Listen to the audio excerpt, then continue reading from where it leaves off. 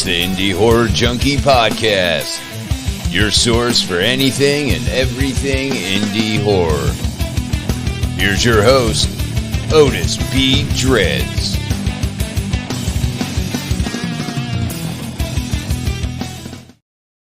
All right, it's 8 o'clock. Do you know where your indie horror is at? It's right here, the Indie Horror Junkie Podcast. It's a whole new year, new attitude, new spunk here in the Indie Horror Junkie land. We got a lot of things happening this year. It's going to be a great year. How are you doing? How was your New Year's, Rick? New Year's was great. I'm up here in California visiting my daughter and my granddaughter. So I'm doing this remotely, away from the cavern. Yeah, the weather has been kind of up and down. But, California is California. But, I mean, the main thing is I'm here with family, and it was great. So how was yours? Oh, man, it was awesome. I laid here and ate snacks, laid on the couch all New Year's Eve. I worked a little bit and then came home and just relaxed. We got some people coming in. Molly is here with us. Molly's Zombie is here with us. I know who this Facebook user is because I got my new handy dandy laptop over here I got for Christmas. That is Mr. Lauren LaPrey. Welcome, Lauren. I think I said his name right. One thing I didn't double check on is our guests, how they pronounce their last name. I'll leave that to you then, sir. I know we're going. Okay, I'm going to go out on a limb. We have Chuck and Karolina Morrongiello. And I don't know if I'm close. Hey, they can take and correct me when we bring them on here in just a few. Of course, actor, actress, both directors. And the American Ripper. You're going to see that trailer just here in a moment. But we have some things to remind you of. Of course, in February, starting this whole new year off, February 2nd through the 4th, down there in Orlando, the Orange County Convention Center, MegaCon is going to be even more mega this year because it's Indie Horror Junkies' first annual film festival. It's going to be a great, great time. The submission deadline ended the 31st, and then you said there's a final. Well, that was the final. That was what they call the final deadline. But now there's like an extended deadline that gives them another 20 days. That actually ends on January 20th, and then the notification day will be basically the 21st, where we let everybody know what films made the cut, and then we're on. That's awesome. That's going to be such a fun time. If you're in the area or just looking for a road trip to start the new year off, come down and see us. All the junkies will be there. We're going to have trivia. We're going to have panels. Just guess. Get in with the indie horror community. That's where you need to be. February 2nd through the 4th. It's going to be a great time. Let's see. And we also have the magazine. I had to check my notes there. The new issue of the magazine, issue 7, I believe, is coming out the 13th, just 10 days away. Coming out the 13th. And as you guys may or may not know, we do have print copies available of all the past issues. And you can put your order in immediately after the new issue drops. There's a very quick turnaround in getting these things printed and in your hands. So, hey, if that's what you want and you need that physical copy, if you like us and love them physical copies, get a hold of us and send an email. Is that how we're doing? Or you can just order right from indiehorrorjunkie.com. That's right. You can just go to the website. If you go there, you'll see the option in the stash house to go ahead and get the digital version, which we're going to be stopping sometime soon, having free digital versions. But for right now, we just want people to see the magazine, see what we have to offer, and be able to get in it. And then from there, it'll take you to a link where you can look up the back issues. I pretty much listed a lot of the details of what's in each issue so people know what they're getting. And then you can click right there on the PayPal link. Once I get the PayPal showing that your payment was made with the address, I will ship it right over in these little custom Indie Horror Junkie magazine baggies, and you're good to go. Awesome. And what can you give us any clue about what people can expect in this new issue? What to look forward to? Yeah, we've got several different interviews with some great actors and actresses. We've got another big update on that slasher film, The Inn, that's going to be coming out here next year, or excuse, I think at the end of this year. And the cover has one of the actresses from The Inn. Which we're really, really excited about because they did that whole photo shoot just for the magazine. So I don't want to ruin it for you. So I'll let you enjoy that. And for the indie horror hotties, I'll go ahead and let this slip too. This is a collection of the ladies of The Inn. So we had a very special photo shoot just for the ladies of the movie The Inn, and that'll be in there as well. I haven't even seen those photos yet, so I'm just as excited as everybody else. So Right. that's going to be a lot of fun. And then, of course, we're going to mention about the film festival, give you all the details of that, some of the cool stuff that we have coming up, and some big stuff that's going to be part of the film festival that I can't even tell you yet. So we'll get to that in due time. All right. And rumor has it there's a big announcement. Oh yeah, I guess I forgot about that. Not really. Yeah. Yes. Well, Indie Horror Junkie, as we've been telling you, is really starting to explode. I mean, we began, which is hard to believe, just a little bit, was it midway through the 2023 year, and here we are just starting 2024, and we've gone from a digital magazine to a print magazine to a film festival to a podcast, and now we're actually getting into film production. So if you haven't been paying attention and haven't seen some of the little teasers we've put out there, there's going to be an Indie Horror Junkie original film that we're going into production with very shortly that will be premiering probably by the end of this year. And we're really excited about it. I'm not going to give you a lot of details, but I will throw the title out there just so you can kind of, let the little hamsters work their magic and stuff, okay? It's going to be called Once Upon a Halloween. That's all I got to say. It's going to be everything you could expect indie horror wise, hardcore horror, suspense, thrills, chills, all that good stuff. And I can't wait to bring it to you. That's awesome. I told you it was going to be a big year. This is going to be a big year. If for nobody else, the Indie Horror Junkies. And let's see. Oh, also, I would like to throw out there, speaking of film fest and films, Hellvirus Haunted Asylum of Horror, which is not going to be there because that's getting ready to be made the end of March, and I get my own little part in that, so I'm really excited. My year's starting off nice and strong, but you can still go over there to indiegogo.com, and you can support. Just type in Hellvirus Haunted Asylum of Horror, be the first one that pops up. Round 5, you can go and still help out over there.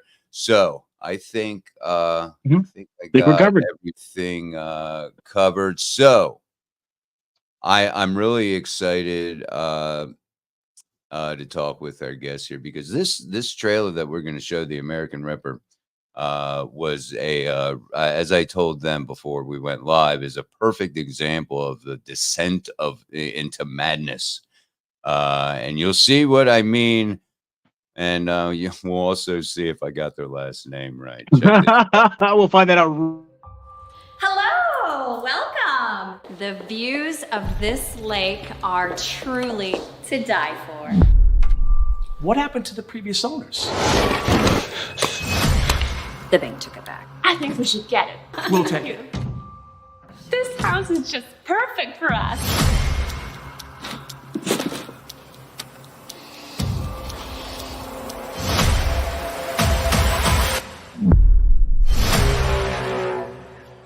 Survivors, even he was alive, but we've got to work on him right away. Goats, well, we had. I don't know what happened. Like something got into me. Something was controlling my body. You know you can always talk to me. I'm worrying about you. Perfectly fine.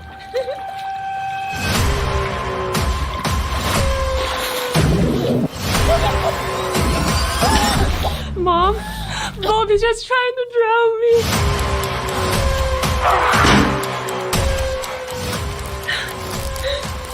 Let me go, Bobby, please.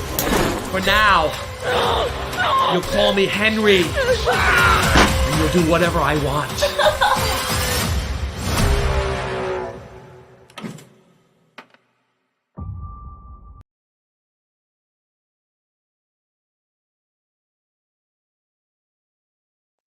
All right. How Boy, close? does that look fun or what? How close was I with the last name? Morrongiello. Ah, Okay. Well, I didn't say it like No, that. it's Morrongiello. You got it right. I got it right. All right. Where's my applause button? Welcome, you guys. Man, what a trailer. I mean, when I say Descent into Madness, I mean, I don't know if anybody realized people were going to be tied up with RCA jacks. That was awesome.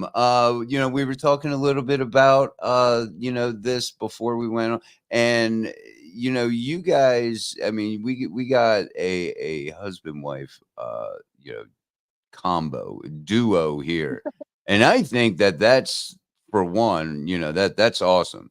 I've been married. I know how hard it can be to work with your wife, or Well, vice versa, or work with your husband. I don't know which one's worse in this. or torture your wife.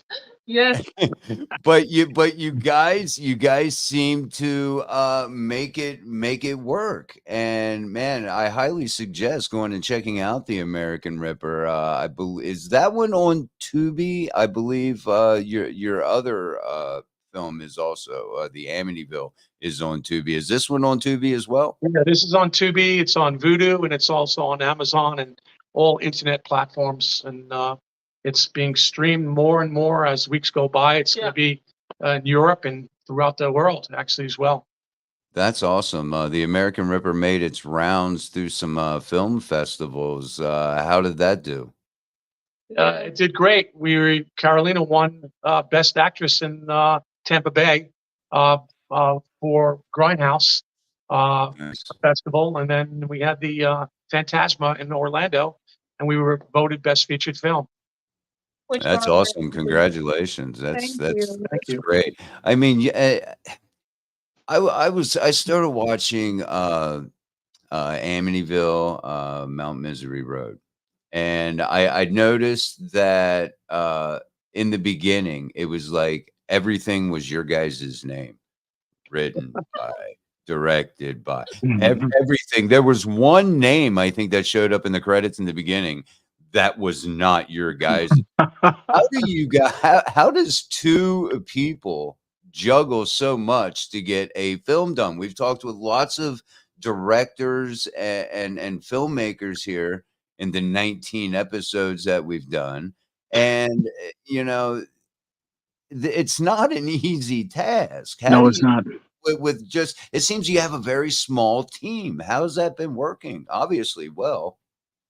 Amityville was where I grew up, right around the corner from the famous Amityville Horror. And Yeah. there's a famous road there called Mount Misery Road in Melville, Huntington area. And it's been cursed for centuries. And I took Karolina to my hometown once, and I said, hey, let me film you with my cell phone. So that whole entire film was filmed on a cell phone. Mhm. And we basically, it just went viral. They were literally fighting over it in Los Angeles. Nice. And it just went crazy. And that's kind of how we just fell in love with the independent horror film business. And that just led to other films that we're in post-production right now. And it led to the American Ripper. But the American Ripper, we shot ourselves entirely. So it looks like we have a film crew of 50 people, but it's just me and her shooting the whole damn film. We step up though, because we had like maybe 18 actors this time and actresses. So we step up. Amityville was just, me and him, and we were just having fun, basically doing that movie on a cell phone, like you said. But the American Ripper was a big production. Actually, it was a big step up, involved a lot of work, a lot of, makeup and people that help us as well throughout the movie. So yeah, maybe you can see only my name and Chuck's name the most, but actually it took a lot of people as well to help us. A lot of people in the background. Yeah, Yes, yes. that's awesome. So where did the idea, the American Ripper, I guess when you hear the word Ripper, it automatically, I think, people think Jack the Ripper. There's other Rippers in history. What was that? Did that have any bearing on that? Where did this idea come from? It came from the screenplay. It was the story that I wrote about this kind of a guy that's from like the Victorian area, an old 1900. He was a wealthy guy, and he basically had this fetish for raping prostitutes and killing them. So, England, UK has Jack the Ripper, and America has the American Ripper. So that's kind of where it came from. And Okay. I thought it would be a cool name to call the American Ripper. And it just came naturally, and we said, okay, that's cool. Let's just call it that. But Chuck always wanted to play a psychopath, and he was so into his screenplay. He was just sitting down one day and on the couch, and he said, "Oh, I'm gonna just write down a story about some psychopath, total crazy maniac murderer." And he just wrote his screenplay in, I don't know, 3-4 days. Right? Yeah, I wrote it in 3, days. 4, maybe a week, maybe the latest by a week. Maybe a week. It was during lockdown of COVID. Yeah. So we were getting antsy. So we said, let's just make this movie, So any actors that came in, we had to have them, tested to make sure they weren't bringing COVID in. We still got COVID anyway. So But That's how it works. yeah. other than that, it was a lot of fun because it took us a year to complete the project because it was just me and him shooting 2020. So we had a lot of fun. But I was waking up in the morning, putting on my makeup, so I had to do all the FX effects, as you can see in the movie. So it took me like around 4 hours to just put it on my body, and then we shot the film. So yeah, in the bedroom we set up all the stage, and the house didn't look like a house. It was completely different, a stage setup, and he was just tying me up in bed, and we were shooting the movie for 10 hours. Yeah, it was an interesting ordeal. She was basically freezing the whole time because she was in That was her horrible. underwear. Yeah. So, but we thought we were probably the only crazy people in Tampa doing this at lockdown, but we had a lot of fun making it, and we had a blast. I was So was Amityville then your first, real big project as far as, Correct. filmmaking with you guys? Yeah, Amityville was the Yeah. first featured film that we got into, and just everything just started gelling after that. We just got We didn't really know that it's going to go viral. We just basically had fun doing that movie, and it was totally independent movie. We, I learned how to edit it because basically it was just me and him doing the whole thing. So yeah, so it was just more than for fun, not for anything. We didn't even think about anything of it. And now here we are, we called LA and we got a distribution right away. So we were like, okay, now we have a distribution of this movie. That's great. So they put it into Walmart, they put it on the internet platforms, and we figured like, hey, let's just start making more independent movies, entertain people, and show our talent. So then I started learning more about editing, and I became a full-time editor after that in actress, and we learned our craft, one by one. It was really done basically by 2 people. That's why you see all these names in the end of the movie because we are very proud of our work. Right. we actually had No. death threats from Amityville. Did you really? Yeah. How so? Explain it to me. Yeah. There was They didn't like it. They didn't like to see me, walking around in my blonde hair. And they just didn't like it. I don't know. I was receiving messages that we're gonna come by and find where you live. find where you live, and And, stuff like that. And It was Wow. Because there's so many Amityville projects out there. That's why I was kind of wondering what the deal was. I mean, I saw Amityville Karen the other day out there on the thing, and it's like it's just so many different ones. I don't know why they would harass you. Yeah. It was just this kind of thing. I don't know. You got lovers and haters, you know. Right. It No, goes that's with true. any That's film. true.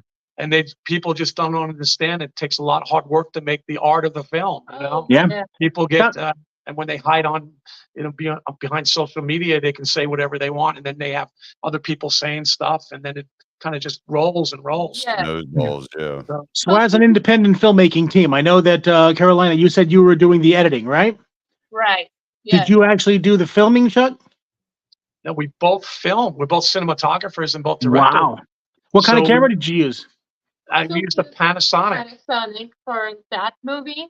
But we were wearing all hats, just Mhm. so we covered for each department, just literally from makeup, a camera operator, gaffer, boom, everything. Because we're just me and him. It was COVID 2020, so we didn't have a team. But we step up again, and just like you guys are now, look where you are. You're now having a hard copy of your horror junkie, and you're just self-developing as well. So we step up, and we did last year a movie about a creature. We're not gonna reveal more. It's about a creature where we actually had a whole production team involved. Nice. So now we have 4 editors.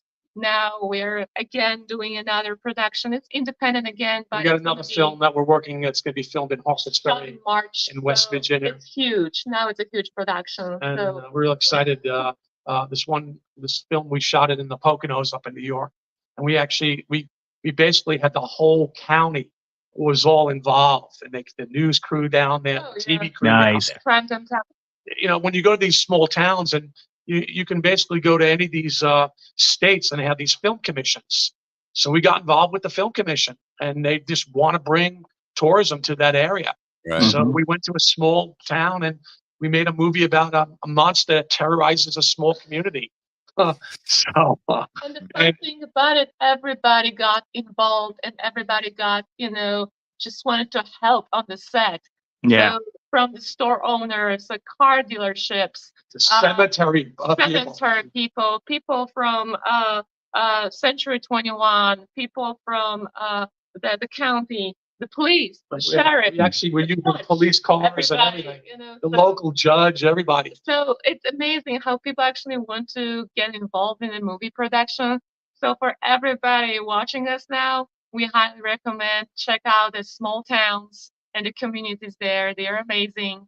Not the big towns, but the small towns. I know it's hard to get a crew there, but once you get your crew and settle down, just it's cool to work with people who actually didn't have anything going on there, and suddenly there's Right. a big Mhm. event going on. Like And the that's the movie thing too, though, is that like when we talk about everybody says when they're wanting to be a filmmaker, oh, got to move to California, got to move to Hollywood.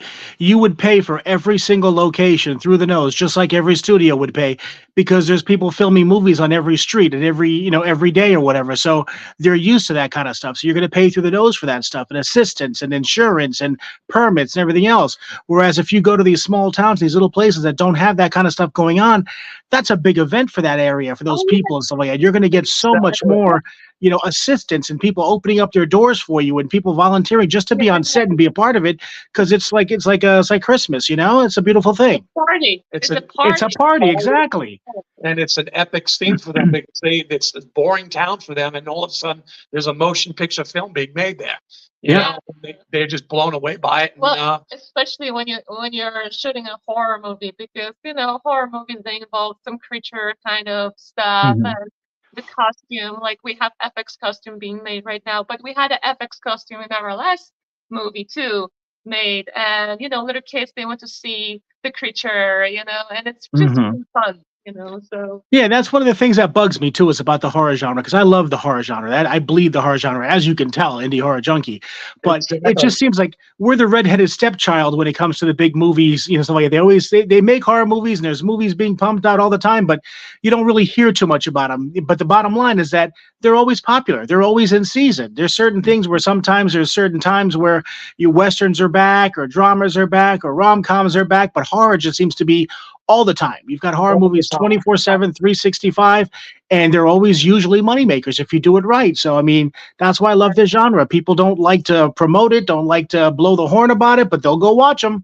Yeah, they'll go watch them. they go watch it, and they don't even tell their neighbors or friends, or I watched that horror movie, because because they're just working in a big corporation and stuff, and they don't want to talk about that subject. But then they go home and they watch it with their husband or wife. Hey, let's watch a horror movie. That's So right. that is, yeah. So we'll just keep doing what we do. Exactly. So coming back to the American Red Bear, right?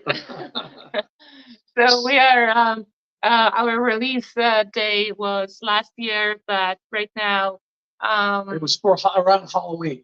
around Halloween. And we again, this part that I was playing, I really had to get into kind of studying some crazies, because I Right. really want to get involved with that. Mm-hmm.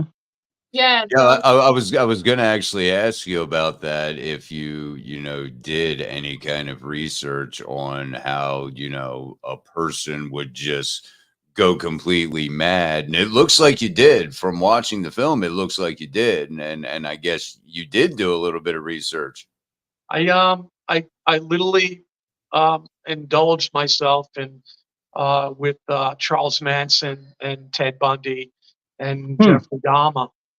And I just watched a lot of their videos and took a lot of notes, and said, and some of these other serial killers that are in jail forever. And I just said, you know what, I'll take some of this, I'll take some of that. I'm a musician, I'm a guitar player. So it's like taking stuff from Jimi Hendrix or Santana or Eric Clapton or Jeff Beck and put it in your own soup. And so I took that same mentality and said, I can play this psychopath, and that's kind of what had happened. I actually went from maybe a lighter weight and gaining, as you see, as the film goes on, I'm gaining more and more weight, and I'm getting fatter, and I'm getting this kind of this pig, trying to be this, like I'm being obsessed, being possessed by this crazy thing that's happening to me, So it came through, that's for sure. Go ahead, Rick. That's right. I was going to say, a lot of actors, they'll pick a particular character, or their particular actor or whatever in a certain movie, and try and emulate that and wrap their character in there. Was there any one movie or one character that you watched that you kind of picked up on? You said, I'm going to kind of try and pattern it after this, and that's what helped you, or did you just pretty much come up with this on your own? No, that's a great question, Rick. No, I mean, I'm all about Jack Nicholson in The Shining, Oh, God, yes. And, I saw that. Yeah, I saw some of that come through. I knew that had to be an inspiration. Plus, there was a scene with the bat. You can see it, and there's a bunch of, there's a few lines that I twisted around of Charlie Manson, and put him in the film and did it my own twist on it. But The Shining, which is a great film, I do like. What's his name? Anthony Perkins. Oh yeah, Psycho. So Psycho, he plays great. All the Psychos I thought were great. One of my favorite movie franchises. Because even in the trailer, I just kind of think about Christian Bale from American Psycho. I love American Psycho. That's another one of my favorite actors, is Christian Bale. Oh yeah, he's amazing. Plus, we love all the great movie directors, Stanley Kubrick and Quentin Tarantino. We're all about that. So we kind of. Speaking about Quentin Tarantino, Once Upon a Time in Hollywood. Oh yeah. There's a scene that they're taking a can out of the closet. I mean, Brad Pitt is just taking the can out of the closet. I don't know if you recall. And there is a dog food. It's called I don't remember the name of the dog food. I think it was Wolf something. Wolf Tooth. Wolf Tooth. There we go. So we were thinking, okay, we're gonna just figure out something similar, and because we wanted to put peas and carrots into the soup, so we created something like that. Okay. Like that. And this is You know, guess who is on the front cover, front picture? Who's that? Who is that? No, that's not a baby picture of Chuck, is it? That's baby picture of Chuck. That's great. So That is Karolina did perfect. all the props. There's another one that you probably remember Otis in the film. So And the- here on this prop, you know, like when you see, Yeah. where's the camera? When you see this front cover of our shotgun shell, shells. there you Right. see the two dogs. Yep. Oh, that's our dogs. One of the dog, her name is Latina. She's a rat terrier, and you know our company is called Three Rats Entertainment, and she's a third rat, by the way. So, Film the other part. and that's our poison. I don't know if you recall that from the movie. So, Oh yeah. Oh, look at that. yeah, Very cool. So we invented that too. We were thinking like it has to be a dead rat on the front cover because Of course.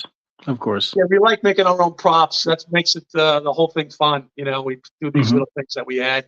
So Mhm. we had a lot of fun making those things. Now, Yeah, I'm a big w- proponent of that as well. I'm sorry. Go ahead, Otis. Oh, I'm sorry. Yeah, when you're making your own props and you have, relatively a small crew, if not just you two for the most part, I mean, that's got to play well, fare well, budget wise. Can you talk to us a little bit about, was this just funded straight out of pocket? Mhm. Did you have to go through any kind of like Indiegogo campaigns or any kind of Kickstarter or anything? No, we're executive producers ourselves, so we fund everything ourselves. You know, we're the bank. Mhm. We figured out, why do I need to go to somebody else's house? I built a house on a lake, so we'll just take all the furniture out, make it look like it's an empty house. Yeah. So we filmed it right at my house, Mhm. and so by doing it ourselves, it was a independent film, low budget film, basically, which it looks like it's a bigger budget film. The thing is, you have to start from the low budget if you want to climb the ladder. You can't start and throw money. That's what we figured to your first movie and just go into debt. You just have Right. to go slowly and just, do your first, second, third movie, really low budget. And once Mhm. you're up there with your 3, 4 movies, then you can consider, more budget until, but you don't want to really exaggerate yourself. Well, that to me is the smart way to go because it does a couple of things. One, at each movie you do, you get more experience. What's going to work? What doesn't work? What can I do? What corners can I cut and everything else? And you get more experience and to where the next movie is going to be even better because of that experience you had from that one. Plus, once you get it out there in distribution and people start seeing it and your name starts making the rounds and you start doing the interviews and you start doing the podcasts and the magazines and stuff, it's going to be a lot easier for you to get distribution for the next one, a lot easier for you to draw a cast. So to me, that's the normal thing. But there are so many people that figure, hey, I'm going to go out there and get $150,000 or $250,000 and make this big movie. And then if it doesn't hit, then you're out $250,000 and paying that back for the rest of your life. And your Exactly. dreams are shattered and everything else. So yeah, you're doing it the right way. Yeah, But it doesn't really even, what you're saying is true. But some people are doing the same thing with their businesses. That's true. Not even talking about horror movies or movie Mhm. industry business. They're just doing the same thing. They're opening these big restaurants with a big dream, taking a loan for and then they fall flat on their faces. and they Yep. just didn't take into consideration any risks and stuff like that. So Yeah. that's just common, people do that mistake, but what can you do? It's it's Yeah. it's common. So So have you always been fans of the horror genre, or is this just something you decided to do to try and because there's money in it, or are you just purebred horror fans? We're love horror. We love drama. I like thriller too. We like thriller, psychological thriller, suspense. I love psychological thrillers. Yeah, I'm all about that. I mean, we like watching Lifetime and watch these cheesy kind of shows a little bit. We And used to. and we thought, and you know what, we can do a film like this, but better, Mhm. and that kind of got us interested. And I mean, we watched a lot of Netflix. We watched a lot of movies when we actually learn, the shots and see.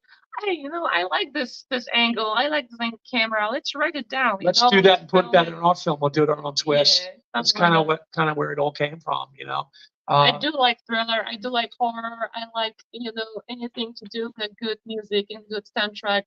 So I love good soundtrack in the film. And that's probably something else, Chuck, you take care of, being a guitar player, being a musician. You probably take care of all the music for it as well. Yeah, I played the whole music score in the whole film, and I was using a Tonewood amp, it's called, and I was literally putting on the back of my. I was playing electric and I was playing acoustic, but I was just overdriving this effects thing that blows out of the front of the acoustic guitar. And usually, how they advertise it, they make it more sweeter sounding. And I said, you know what? Instead of doing it sweet sound, I'm just gonna turn everything up and try to get distortion and feedback. And it just had all this kind of really eerie, haunting sounds. I'm sure you heard Otis throughout the film. And it sounds like, what is that? And it's basically an acoustic guitar that's tuned down to different tunings.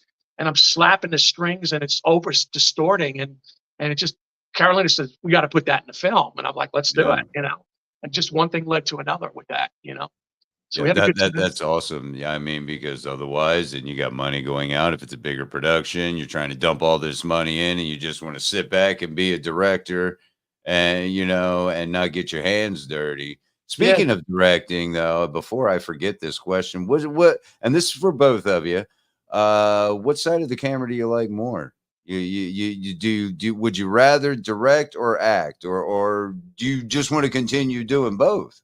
I think it's great to do both. I love acting. I think it's a blast.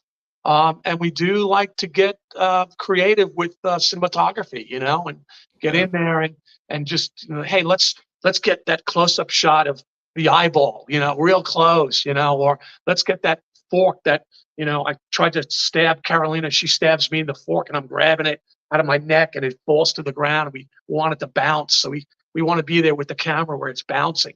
Or when you saw the needle, we want to get real close with the needle and I don't know if you caught the sperm hair and the rat hair in the, Oh boy. There was rat hair in the bottle, and we got that from we saw that in where did we see that? Don't Breathe. Don't Breathe. With Stephen Lang. Oh yeah, I was gonna say that disturbed the hell out of me. The end of that movie. There was a piece of hair in the sperm, so I said, well, we'll just put some hair and then it looks like rat hair, and so you can actually see it. So we're all about the details, and I love cinematography, love using the camera. And we do like acting, and we like playing our own music. We're all original. Karolina's a singer, I'm a singer, and we put our original music in our films too. So. Well, with that same question, basically, let me ask you a little bit something different. Being as how you're both cinematographers and obviously you're both actors and actresses, who are your idols? Who do you try to emulate, or who is it that you grew up liking as far as directors and also as far as an actor or an actress? Who is it that you try to pattern yourself after, or who inspired you? You want to answer that question? No, you answer the question. My wife's we're a little bit of a different age, so Rick, I love anything to do with actors, anybody from Jack Nicholson, One Flew Over the Cuckoo's Nest. I love the way he played that part in that film. Amazing. To The Exorcist, with Linda Blair, when they first put out that film. I saw her when it came out in 1972. And I went right to the movies. I rode on my bicycle and rode right there to see it. And it was just an amazing film. And everybody was shocked. They wouldn't go to sleep, I know. They watched that film. Anybody. I love Christian Bale. I love, who else do I? Anybody. John Wayne. Leonardo. Well, like John Wayne, Robert De Niro, and Leonardo DiCaprio. Those are probably my top three. Guys, Robert. He looks like Robert De Niro. I love Robert De Niro. I love Joe Pesci. I love all those cats. They're just great actors, and they, well, what director inspired you then? When you're doing your cinematography, is there a particular director that really inspires you? Stanley Kubrick. I like when he did Spartacus, and I like when he did the Jack Nicholson's film there. Plus, he did Full Metal Jacket, which I Yes. thought was a great, Mhm. great movie. And I do like Oliver Stone. What is his name? Oliver Stone. Oliver I Stone. love Oliver Stone. And I love. We just saw um, what's his name from Taxi? Martin Scorsese. Scorsese. Yeah, I love him, and I love all the directors. Mhm. We just saw Napoleon. Riddler. What is his name? Riddler. He does some Oh, cool okay. stuff. Love Quentin Tarantino. I like Quentin Tarantino. Yeah, Um, me too. you know, all of these directors I'm inspired by, and I'm just Mhm. taking their stuff and kind of saying, hey, take a little bit of this, take a little of that, and spit it out, and kind of do our own thing. Mhm. That's kind of where it's coming from. Mhm. Well, that's what Tarantino will tell you pretty much in every interview. He says like almost everything that he does, writes, films, everything is stolen from somewhere because that's what inspiration is all about. You see something Exactly. and it catches your attention or whatever it is, you're going to emulate it. That's part of the art. And Yeah. I used to destroy albums. When we used to listen around and sit around the groups, and we'd have a beer, and everybody be partying. We're just looking at albums, and I would go home and destroy the album to figure out what the Allman Brothers were playing. Dwayne Allman, or Dickie Betts, or Eric Clapton, and it's kind of the same thing. In movies. We take a little Mhm. bit of that, Yes. and put it into our own soup. Yes. Yes. So that's kind of where this all came from. And we enjoy it.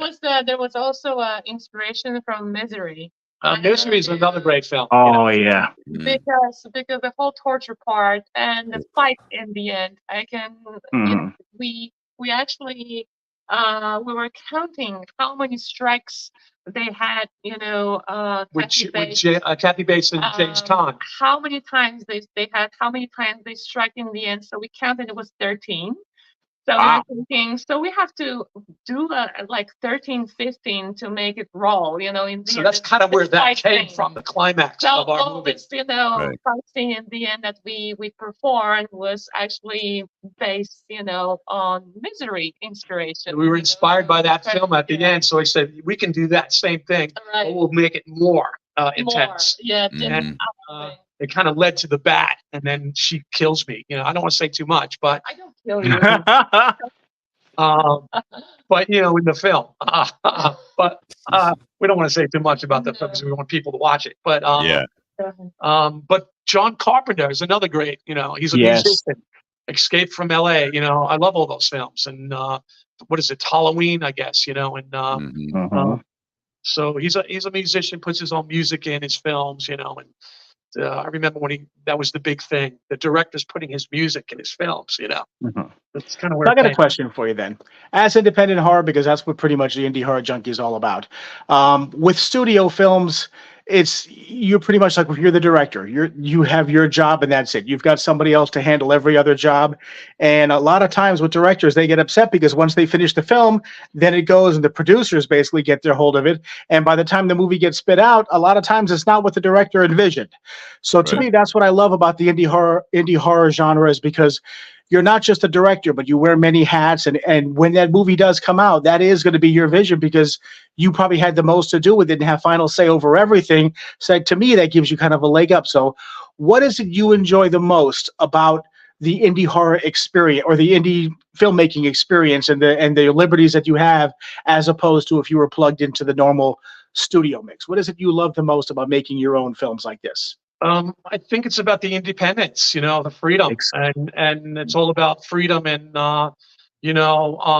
we have a good mentor too. So he's a film director. He's made hundreds of films with famous people, and he gives us good advice. And he's in Los Angeles, and we talk to him almost every day on the phone. And he's gotten our distribution deals, and a good friend of ours. And but I do like the freedom, and I do like the independence of it. And we like to work with creative people. We don't like people that are going to bring us down on the set. We want to Yes. lift. We're there to do art. We like to entertain people. Just Yeah. like when I play my guitar in front of thousands of people, I want to get out and entertain people. So that's kind of what it's all about. Karolina, what's your feelings on that?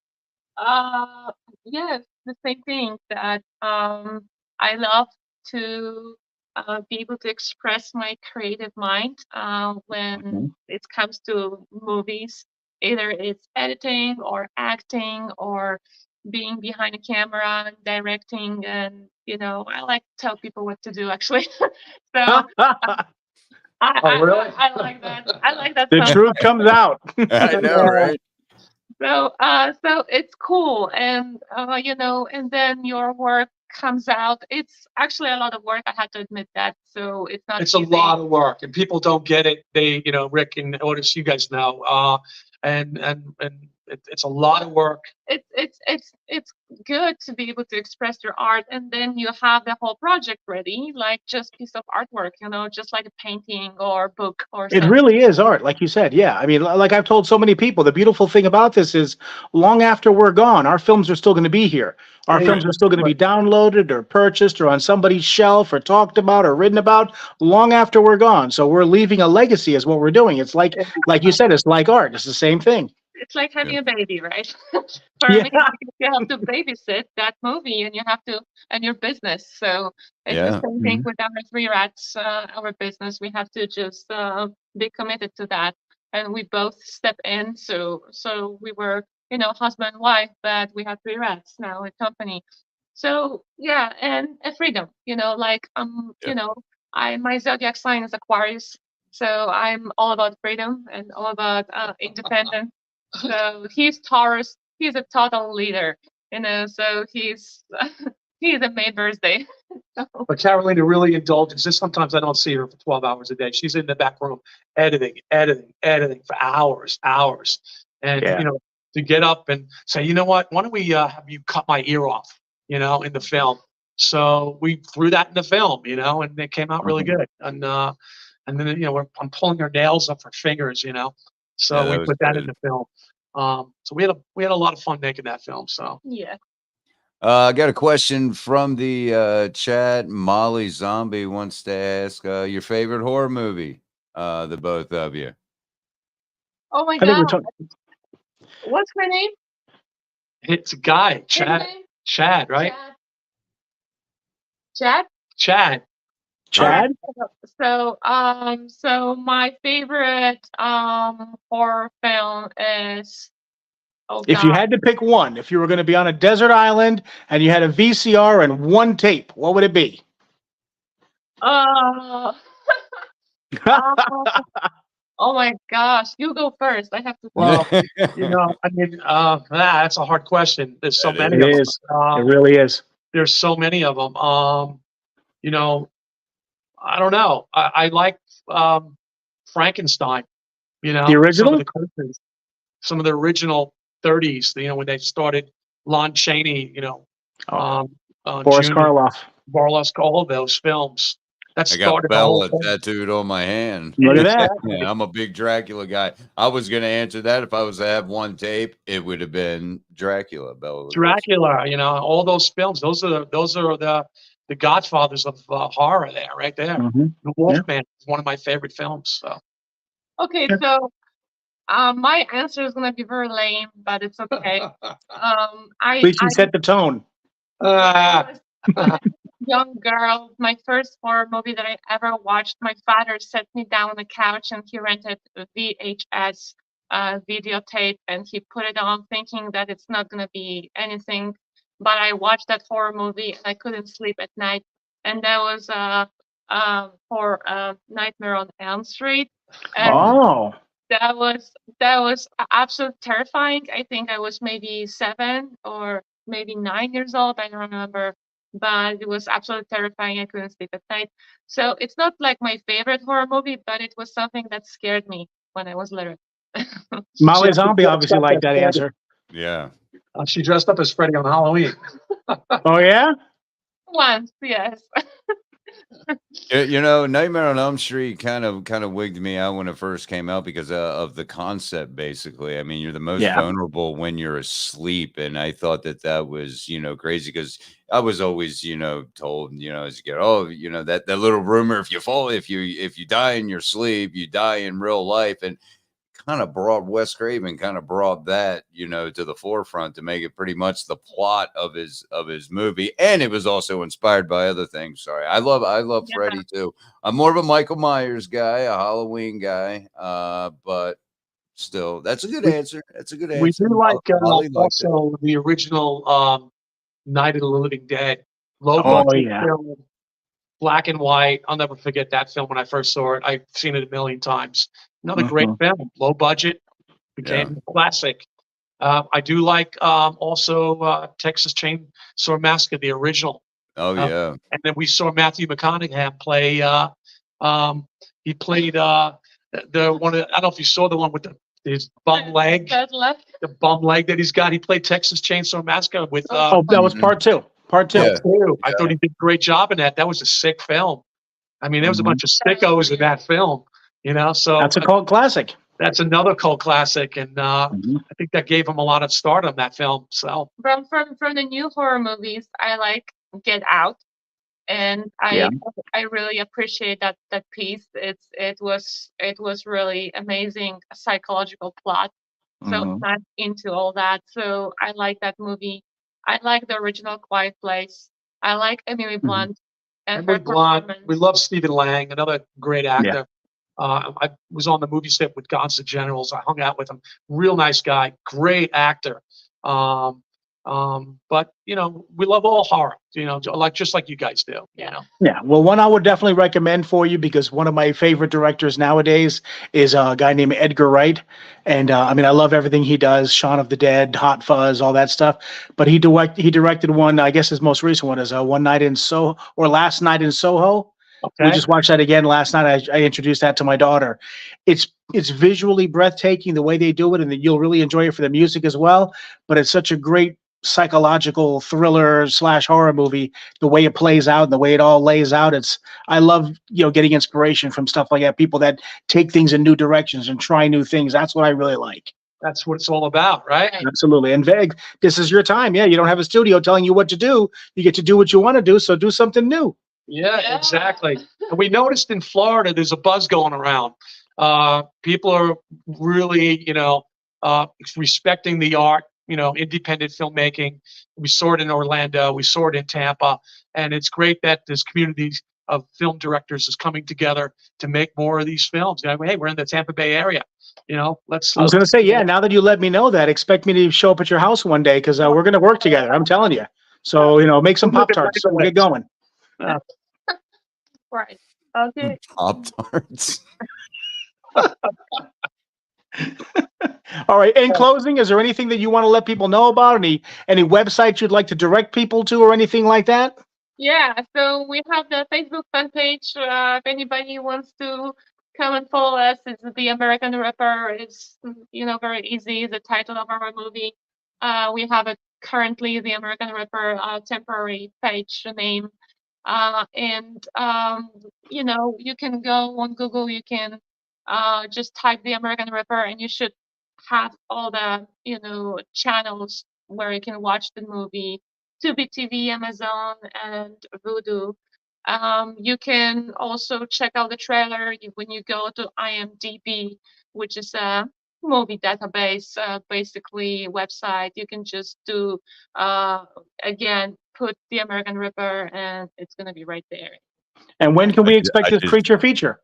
Yeah, I just dropped the one's gonna link in come the out. chat for Creature you. feature. Yeah, the Creature feature is in post-production right now, so that one hopefully will come out probably summer of Soon. 2024. Post is a lot of Soon. work. We keep skinning the fat and trimming the fat, and got to get it down to that where it's an hour and 30 minutes. Plus, we're working on this new production that we're really excited in West Virginia. So we got a few things happening. And then I just finished another screenplay that I thought came out great. And we may shoot that one here in Tampa Bay. So Right. so we'll be back to our hometown here for that. We'll make sure you give Indie Junkie the scoop, and we'll promote you every way we can. Yeah, man, we appreciate you guys having us here on your show. Absolutely. Our pleasure. Very, We'd love very, to see very you nice down to there meet at the film fest as well, if you guys can. Yeah. make it there. February 2nd, you said? February 3rd? February 2nd through the 4th. Yeah, it's going to be during MegaCon, which is February 1st through the 4th, but we'll be there the 2nd through the 4th. So we'll be there Friday, Saturday, and Sunday. Yeah, man. Where's it being held? In Orlando. It's at the Orange County Convention Center. It's in Orlando. Okay, yeah. And I'm sure everybody will be there. John Allman and all those guys. We I probably, know they get about 150,000 close friends that come out that weekend. Yeah. So That's a lot of it'll be people. a madhouse. Yeah. Oh, So, wow. all right. Well, I'll talk to you more about that, Rick. Yeah. Yeah. I mean, Absolutely. We'd love to have you out there. yeah, that would be great to meet you guys in person, Absolutely, especially someplace Absolutely. local. Yeah, it's not that far from us too. So No. we're actually going to Jamaica and on Monday. We're going to be there for 2 weeks. We're Oh, wow, working on nice. another production there about a witch. So, Really now? so Thinking about it, but it requires a lot of permissions and stuff, and we have to. yeah, there's a lot of permits that it's out of the country. But we're Yeah. actually working on another film in Poland too. So that's why we were there for a month. Yeah. Wow. Yeah, Very nice. a lot of stuff going on. Yeah, So- you guys are busy this year. Proud but of you that's guys. Good. That's a good thing. Keep flying the flag. making I love art. it. That's right. We just love it, man. We're we're on a high from it. We just love it. It's a good That's job. awesome to hear. Good job. More members of the family. Anything else you So- want to say, Otis? No, it was great having you guys on. You're more than welcome to just hang out there in the green room while we say goodbye. We can say goodbye off camera. It was great having you on. I thought it was really inspirational. Yeah, very much. Two people who just thought, hey, you know what? I got a love for this. I got a love for that. Why don't we put it together? Let's just try and make a horror film and just see what happens. Or just make a film and see what happens. And bam, now you have all of these different places you're going, scouting locations. I mean, your production is getting bigger, and yeah, it's very inspiring, especially with a lot of people that'll watch this on the replay or watching right now. That may be looking to getting into filmmaking, to acting. I have my first acting gig coming up in March. I'm going to Texas for a little feature there. And, you just got to, hey, persistence and passion, the PPs, that's Pays what off. and it pays off. And you Really guys does. have told us that tonight and shown us that, you got to be persistent. You got to step it up, as you kept saying, step it up a notch. And it'll happen. So that's all I really have to add to it. I want to thank you guys again for taking the time out. And again, if you want to hang out for a minute until we close out, you're more than welcome. We'll say goodbye off the show. Any final words from you guys? No, just hopefully everybody will get a chance to watch our film. Yes. We were real proud of it, and we'd love to have touch people in a good way. We want to It's share our art with them. It's an entertaining movie, so it's for those people who like slasher and true horror torture movie. That's for you guys. Nice. Perfect. It's not for the squeamish, but Sounds like a wonderful family film for sure. It does. It does. Right. One for the make kids. sure you keep your doors locked. Yeah. Absolutely. All right. Well, All we will right, talk with you soon. All Yeah, right, we'll, thank you we'll guys. talk All right, with you thank here in just a minute. Take care. Thank you guys. Wow, that was again. That was a fun hour. That went by really quick. It really did. And next week, just to give you guys a heads up, I'm on it tonight, Rick. I tell you, New Year, Sounds like it. man, I'm on it. We have Miss Haley Alexandria Landon, model, actress. You worked with her Halloween Death Walks Among Us, chapter 2. I may have Chapter it 2. together, but I can't speak very well. Miss, Right and after you also- said you had it all together, new year.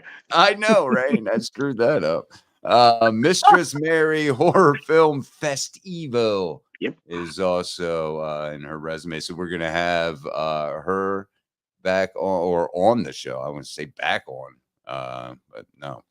No, she's our And- indie horror junkie spokesperson. Also, she's a model for our magazine, and she's been an indie horror hottie. She's in our ads. Yep. Absolutely. And so, man, again, a great show. I want to thank everybody in the chat for joining us. Thank you. If you're watching on the replay, we appreciate you guys. If you guys are over there, YouTube, give us a subscribe, give us all that good stuff. You get notified. Thank you, Molly Zombie. I thought it was a really good show. Thank you, House of Dolls Midnight Hour Show. That's a pretty cool name. Long as is. hell, but it's a good name. All right, guys. Hey, you know what they say in the biz, don't you, Rick? We'll see you next Wednesday. Got that right.